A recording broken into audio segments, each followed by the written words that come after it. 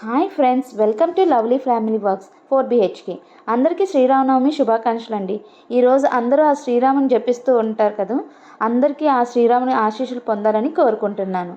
ఈరోజు మీ పూజ అయిపోయిందండి. మా పూజ అయితే అయిపోయింది ఈరోజు. ఎందుకంటే ఫాస్ట్గా చేసేసాను. మా హస్బెండ్కి ఈరోజు డ్యూటీ ఉంది, సో ఆయనకి క్యారేజ్ ప్యాక్ చేసేసి ఆయన పంపించేసాము.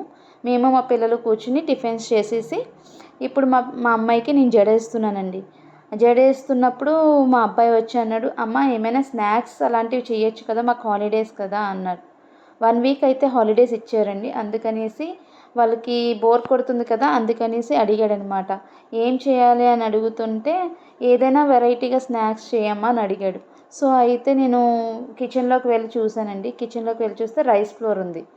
రైస్ ఫ్లోర్ ఉంటే ఏం చేయొచ్చా అని ఆలోచిస్తే నాకు గుర్తుకొచ్చింది, స్వీట్గా వెన్నుండలు చేద్దామని. సో అయితే వెన్నుండలు చేస్తాను, ఓకేనా అని అన్నారు. సో అయితే పిల్లలు కూడా ఓకే అమ్మ చెయ్యు అన్నారు. అమ్మ అయితే మేము కూడా హెల్ప్ చేస్తామని మా పిల్లలు అన్నారన్నమాట. సో అయితే చెయ్యండి అని చెప్పేసి నేను కూడా అన్నాను. సో అలాగే వాళ్ళు రెడీ అయిపోయి అన్నీ చేసిన తర్వాత నేను వాళ్ళకి అన్నాను, అయితే సైలెంట్గా నాతో చేయడానికి రెడీ అవ్వండి అని చెప్పేసి అంటే, సరే మమ్మీ చేస్తామని చెప్పేసి అన్నారు. సో ఓకే అనేసి నేను ఇంకా వెన్నుండలు ప్రిపేర్ చేద్దామనేసి డిసైడ్ అయిపోయాను. ఆ వెన్నుండలకి కావాల్సినవి ఏంటంటే ఇప్పుడు చూసేద్దాం రండి. ఎలా చేసుకోవాలో కూడా చెప్తాను. వెన్నుండలకి కావాల్సింది 1 కప్పు రైస్ ఫ్లోర్, అలాగే 40 గ్రామ్స్ బటర్. బటర్ అంటే హోమ్ మేడ్ అయినా పర్వాలేదండి, మీకు బయట దొరికిన షాప్స్లో కూడా అవైలబుల్. అది 1 కప్పు పచ్చి మిల్క్ అండి, పచ్చిపాలు అంటారు కదా, మరగబెట్టుకుని ఉన్నవి, అవి 1 కప్పు. సాల్ట్, అలాగే ఒక నిమ్మకాయ, అలాగే ఒక 1/2 కప్పు జాగిరి, బెల్లం తురుముకొని పెట్టుకోండి, ఈజీ అయిపోతుంది మీకు. తురుముకుంటే చాలా ఫాస్ట్గా చేసుకోవచ్చు. సరే, ఇప్పుడు ఒక బౌల్ తీసుకొని అందులో 1 కప్పు ఫ్లోర్ వేసుకొని ఆ ఫ్లోర్లో 40 గ్రామ్స్ బటర్ వేసుకొని బాగా మిక్స్ చేయాలండి. మొత్తం ఏదైతే ఫ్లోర్ ఉందో ఆ ఫ్లోర్ మొత్తం కూడా ఈ బటర్ అనేది పట్టేయాలి మొత్తం. ఇంకా బటర్ అండ్ ఫ్లోర్ కూడా సేమ్ ఈక్వల్గా అయిపోయేటట్టు అనమాట. ఒక ఇదిగా అయిపోవాలి, ఫామ్ అయిపోవాలి. మొత్తం మెల్ట్ అయిపోయి బటర్ అంతా కూడా ఫ్లోర్ అంతా ఇదైపోయి మనం చేత్తో ఇలా పట్టుకుంటే ఒక ఉండలా ఫామ్ అవ్వాలన్నమాట. అలా అయితే మనకి మిక్స్ అయిపోయిందని అర్థమవుతుందన్నమాట. చూసారా ఎలా మిక్స్ చేస్తున్నానో, మొత్తం ఉండలు లేకుండా మొత్తం అంతా బటర్ అంతా మిక్స్ చేసుకోవాలి. అలా మిక్స్ చేసుకున్నప్పుడు ఒక ఉండలా ఫామ్ అవుతుంది, చూసుకోండి. అలా అయినప్పుడు అందులో 1 కప్పు మిల్క్, పచ్చిపాలండి మర్చిపోవద్దు, మరిగించిన పాలు అయితే బాగోవు, పచ్చిపాలు అయితేనే టేస్ట్ బాగుంటాయి. పచ్చిపాలు ఒకేసారి వేసేయకండి, కొంచెం కొంచెంగా వేసుకుంటే మనకి కన్సిస్టెన్సీ తెలుస్తుంది. ఒకేసారి వేసుకుని ఒకవేళ ఎక్కువైపోతే మళ్ళీ ముద్ద పలుచన అయిపోతుంది. సో అలా కలుపుతున్న టైంలో కొంచెం పించ్ ఆఫ్ సాల్ట్ వేసి మిక్స్ చేసి ఇలా కాటన్ క్లాత్ వేసి కప్పి పక్కన ఒక 10 నిమిషాలు పెట్టుకోవాలి. 10 నిమిషాల తర్వాత తీసి చూస్తే సాఫ్ట్గా అయ్యింది, చూసారా? అలా చిన్న చిన్న ఉండలు తీసుకొని బాల్స్లా చేసుకోవాలండి. రౌండ్గా రావాలి. అండ్ నెక్స్ట్ క్రాక్స్ అయితే రాకూడదండి. క్రాక్స్ వస్తే ఏమవుతుందంటే ఆయిల్లో ఫ్రై చేసేటప్పుడు విడిపోతూ ఉంటాయి. అలా రాకుండా మీరు నొక్కి పెడుతూ రౌండ్ బాల్స్లా చేసుకోండి. అలా రౌండ్స్ బాల్స్ చేసుకొని అలా చేస్తున్న టైంలో మా పిల్లలు వచ్చి అన్నారండి, అమ్మ మేము హెల్ప్ చేస్తామని చెప్పి వాళ్ళు కూడా జాయిన్ అయ్యారండి. వాళ్ళకి కూడా ఇంట్రెస్ట్ అండి, నేను ఏమైనా చేస్తూ ఉంటే వాళ్ళు కూడా అమ్మ మేము ఏదో ఒకటి చేస్తామని చెప్పేసి అంటూ ఉంటారు. సో అలాగే వాళ్ళకి ఎలాగా టైంపాస్ అవ్వట్లేదు కదా అని చెప్పేసి నేను వాళ్ళకి కొంచెం కొంచెం ఇస్తూ ఉంటే వాళ్ళు కూడా బాల్స్ చేస్తూ నాకు హెల్ప్ చేశారండి. చూసారా, ఆ రౌండ్ ఎక్కడ పగుళ్ళు లేకుండా అలా రౌండ్గా రావాలండి. మనం ఇంకేమీ మిక్స్ చేయవలసిన లేదండి, జస్ట్ బటర్ మిల్క్ మిక్స్ చేస్తే చాలు. చూసారా చేతి నిండా ఆయిలీగా ఎలా వచ్చిందో. సో చూసారా మా పిల్లలు కూడా ఎలాగా నాతో ఇన్వాల్వ్ అయ్యి చేస్తున్నారు. చాలా ఇంట్రెస్ట్గా ఉంటారండి నాతో ఏదైనా చేయడానికి. సో అలాగే మేము ఆ బాల్స్ అన్నిటినీ కూడా కంప్లీట్ చేసామండి. మొత్తం అన్ని బాల్స్ కూడా మా పాప అంటుంది, బాల్స్ చూడమ్మా నేను ఎంత బాగా చేశాను అని చెప్పేసి.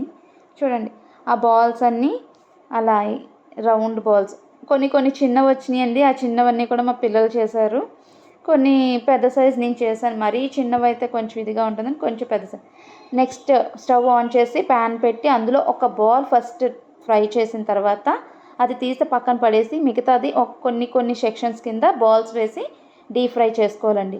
ఎక్కువైతే ఆయిల్ ఏం పట్టదండి, కొంచెం వేస్తే సరిపోతుంది. చూడండి అలాగా మీరు మిక్స్ చేస్తూ ఉంటుంటే అన్నీ ఈక్వల్గా మిక్స్ అయితే లోపల వరకు బాగా వేగుతాయండి. సో అందుకనేసి నేను అలా మిక్స్ చేస్తూనే ఉన్నాను. ఎందుకంటే వదిలేస్తే అవి ఒక సైడ్ ఫ్రై అవుతాయి, ఒక సైడ్ ఫ్రై అవ్వవు, కలర్ కూడా డిఫరెన్స్ వస్తుంది. ఇలా పైన అలాగ కలుపుతూ ఉంటే ఏమవుతుందంటే ఈక్వల్గా ఫ్రై అవుతాయండి. అన్నీ కూడా మీడియం ఫ్లేమ్లోనే ఫ్రై చేసుకోండి. హై ఫ్లేమ్లో పెట్టుకుంటే ఏమవుతుందంటే పైన కుక్ అవుతుంది కానీ లోపల టెక్స్చర్ అనేది కుక్ అవ్వదండి. చూసారా, ఆ కలర్ వచ్చేసరికి మళ్ళీ ఇంకొక సెక్షన్ వేసుకున్నాను నేను. మొత్తం అన్నీ ఒకసారి వేస్తే ఏమవుతుందంటే కొన్ని వేగుతాయి, కొన్ని వేగవు. అదే ఇలా సెక్షన్స్ వైజ్గా వేసుకున్నాం అనుకోండి, కొంచెం ఈక్వల్గా అన్నీ కూడా ఫ్రై అవుతాయి అన్నమాట. చూసారా, అలా బ్రౌన్ కలర్లో వచ్చే వరకు మీడియం ఫ్లేమ్లో పెట్టుకుని అలా ఫ్రై చేసుకోవాలండి. అలా ఫ్రై చేస్తూనే ఉండాలండి. పొయ్యి దగ్గర కొంచెం వేడి వచ్చేస్తుంది, సమ్మర్ కదండి, చాలా వేడిగా అనిపిస్తుంది. కొంచెం అలా ఫ్రై చేస్తూ ఉండండి. హై ఫ్లేమ్ అయితే పెట్టకండి. హై ఫ్లేమ్లో పెట్టుకున్న టైం అయిపోద్ది, ఫాస్ట్గా అయిపోతాయని చూసుకుంటే మాడిపోతాయి. చూసారా, అన్నీ ఒకే కలర్లో ఎలా అయ్యాయో. ఇలా అన్నీ ఒకే ప్లేట్లో పెట్టుకుని ఇప్పుడు మళ్ళీ స్టవ్ ఆన్ చేసుకుని ప్యాన్ పెట్టుకుని అందులో 1/2 కప్ జాగరీ వేసుకొని అందులో 2 టేబుల్ స్పూన్స్ వాటర్ వేసుకుని పాకం వచ్చేలాగండి. జస్ట్ నార్మల్గా అది పాకం వచ్చి ఇలా అంటుకుంటే చాలండి. జస్ట్ ఆ పాకం వచ్చిన తర్వాత 2 టైమ్స్ చెక్ చేసుకున్నాను నేను. బాగుంది పాకం అనేటప్పటికి నేను ఆ బాల్స్ని తీసి ఇందులో వేసేసానండి. మధ్యలో డిస్టర్బెన్సెస్ వస్తాయండి, ఏమనుకోవద్దు. కొంచెం ఈరోజు శ్రీరామనవమి కదా, బయట భజనలు అవి అవుతూ ఉంటాయి. సో సౌండ్స్ వినిపిస్తూ ఉంటాయి. ఇందులో మీకు ఒక చిన్న టిప్ చెప్పాలనుకుంటున్నానండి. మీరు ఎప్పుడైనా ఏదైనా సిరప్ ప్రిపేర్ చేసేటప్పుడు 1/2 లెమన్ తీసుకుని ఇలా స్క్వీజ్ చేస్తే ఆ సిరప్ అంతా కూడా షైనీగా ఉంటుందండి. ఏదైనా లడ్డు చేసినప్పుడైనా, గారెలు వేసుకున్నప్పుడైనా, అలాంటి టైంలో మీకు ఈ బెల్లం పాకం కానీ షుగర్ సిరప్ కానీ చేసుకున్నప్పుడు ఈ సిరప్లోని 1/2 లెమన్ స్క్వీజ్ చేసుకుని వేసుకుంటే పాకం అసలు ఉండకట్టదండి, క్రిస్టల్గా అయిపోతుంది కదండి, అలా అవ్వకుండా ఉంటుంది. ఈ టిప్ అయితే ఫాలో అయ్యి చూడండి, చాలా బాగుంటుంది. నేను చాలాసార్లు చేశాను. ఏ స్వీట్ రెసిపీస్ ఇలా చేసినా నేను కంపల్సరీ 1/2 లెమన్ అయితే స్క్వీజ్ చేస్తాను. ఎందుకంటే మనకి ఆ సిరప్ యొక్క టెక్స్చర్ మనకి తెలియాలని చెప్పేసి. అది ఏంటంటే ఒక్కొక్కసారి క్రిస్టల్గా అయిపోవడం నాకు అదోలా అనిపించి నేను ఈ టిప్ని అయితే ఫాలో అవుతున్నాను. చూడండి ఎంత షైనీగా ఉందో సిరప్, అసలు ఎంత బాగుందో సిరప్లా.